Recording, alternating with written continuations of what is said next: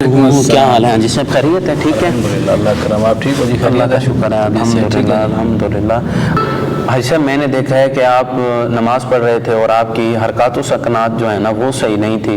आप कभी दाढ़ी को खुजा रहे हैं, कभी घड़ी ठीक कर रहे हैं, कभी कोट ठीक कर रहे हैं, बास्केट ठीक कर रहे हैं, तो ये नमाज के खुशू खुजू के मुनाफी है।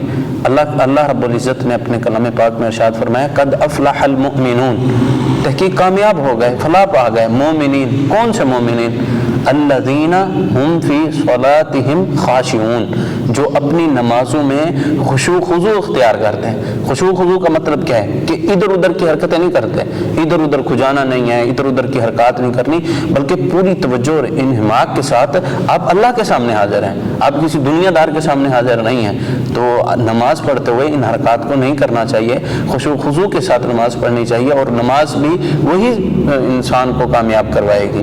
तो इसमें सवाब में भी कमी होती है, नमाज पढ़ने के अंदर भी जो है ना वो सही तरह बना तस्बीहात नहीं पढ़ सकता, तवज्जो नहीं रहती। तो खुशू खुशू को लाजमी इख्तियार करें। जज़ाकल्लाह जी, हमारे लम्बे ने तो इंशाअल्लाह आइंदा ऐसी हरकत नहीं करेंगे, इंशाअल्लाह ज़रूर उसमें इस्लाह करेंगे। बहुत मेहरबानी। अल्लाह आपको जज़ाए खैर दे, मेहरबानी जी। अस्सलाम।